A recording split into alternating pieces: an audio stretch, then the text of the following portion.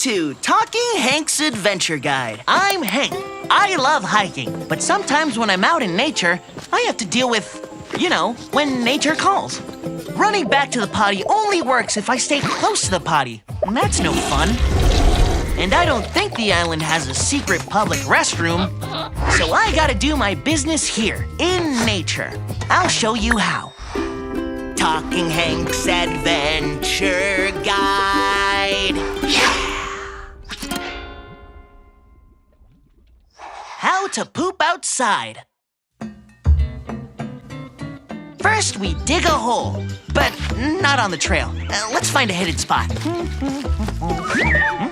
This spot might be too busy. Let's find another. This spot is too close to fresh water. We don't want that stuff getting into water someone might drink. This spot looks good. Time to dig. Phew. There. Now we just need to fill it. Don't worry, I used mud to make fake poop. It's a little sticky. Come on. Gross. We're almost done. Just one more thing. It's important to cover the hole to hide the smell. I'll make it look as if no one was here. So now you know how to relieve yourself in nature. Oh, man. Obviously, the elephant doesn't follow Hank's Guide to Island Living. Maybe I can teach it. Phew. I dug a big hole for the elephant's toilet, just like ours, only bigger. Here, elephant!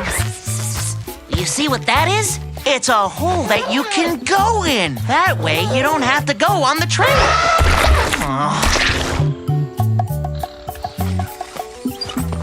If I follow the elephant with this potty on wheels, it should eventually understand what this is for. Huh? Come on, elephant. Just turn around and, do the doo-doo. Huh? Whoa, wait, no. Huh? Whoa! Run away, potty! This is a potty emergency!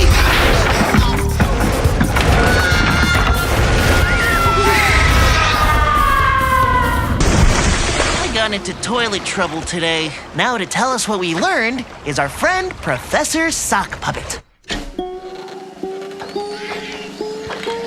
Sock Puppet's gonna tell us what we learned. Yeah.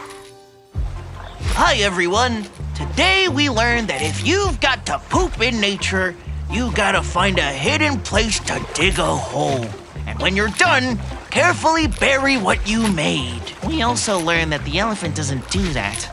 Most animals don't use a regular potty place, but that's because some animals actually use the scent of their poop to mark their space. Animal poop can also be used for building nests and helping plant seeds grow. Wow, so poop is useful for lots of things, kind of like the potty on wheels. It's not just for elephant training, it also makes a pretty fun boat. How to find food. Well, my feast got eaten, and I'm starting to suspect it was the monkey. But you know what? This is good, because it gave me an even better idea for this episode. I'm gonna show you how to find food on an island. Tropical islands are full of delicious things to eat. Let's see what we can find. Bananas!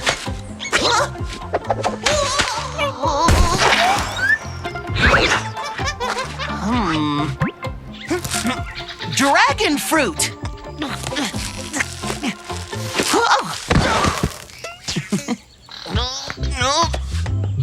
Apples! Seaweed? Mangoes! Mysterious berries. Uh-oh. Okay, I had a few false starts, but I finally found the perfect island food. The coconut. They're really easy to find, too. They fall right out of their trees. See? Anyways, I'll just break the shell and enjoy the refreshing fruit and cocoa water inside.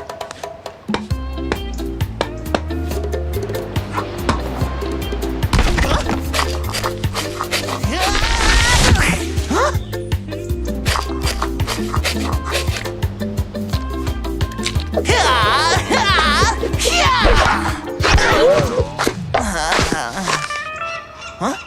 Oh, man.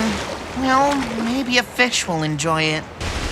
I found food on the island. Didn't get to eat it. Oh, well. Professor Sock Puppet, what did we learn today? Sock Puppet's gonna tell us what we learned. Yeah. Today we learned nature gives us many delicious things to eat. But coconuts are very hard to open. And you should never eat mysterious berries. You got that right. What do you want, monkey? I don't have any more food. Wait, what? Did you make me a new feast? Wow. It just goes to show you that sometimes the best way to find food is to count on your friends. How to get close to animals. To find a wild animal, we can look for tracks. Those are animal footprints. Different animals make different shaped footprints. Look, thanks to this muddy puddle, these tracks are easy to follow. Gotta stay focused.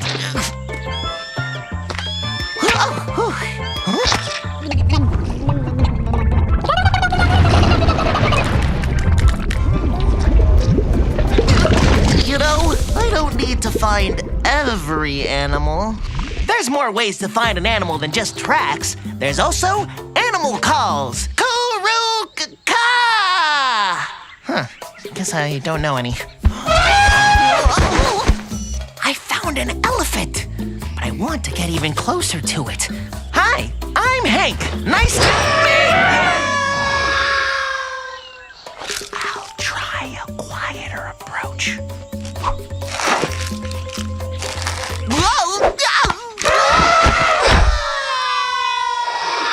A gift should do the trick. Hi, I have food for you. Interested? Huh? How'd you get there?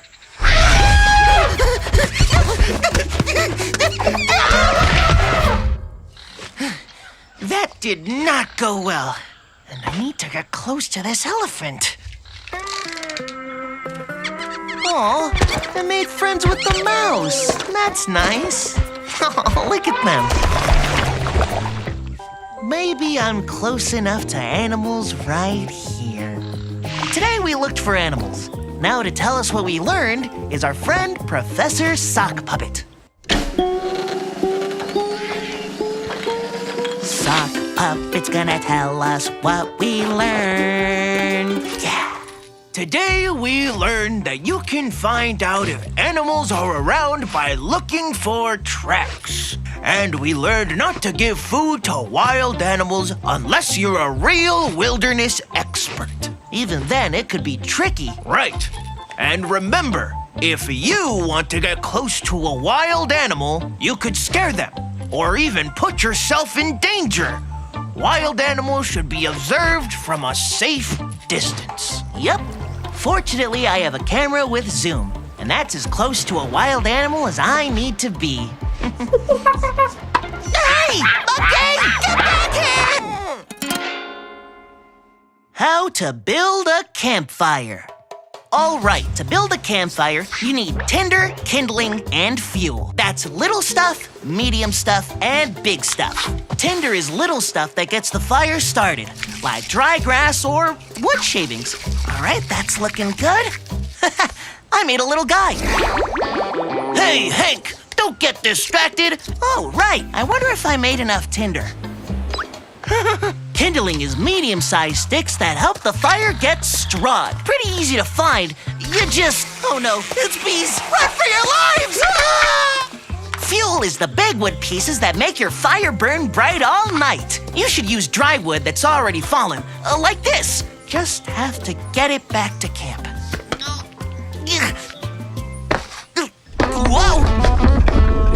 Uh-oh. Okay, that worked! We have our materials. It's time to build the campfire. I found a safe place here on the beach. Your fire should always be away from trees or anything else that could make it get out of control. So, I don't just want to make a pile of wood. There are different ways to build a campfire. All of these have a sturdy shape, and they let air flow in. That air is what keeps the fire going. I think I'll build this one.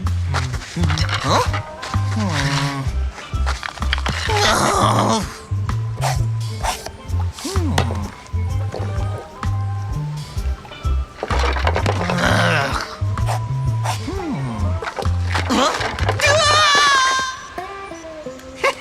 We built one nice campfire. Now to tell us what we learned is our friend Professor Sock Puppet.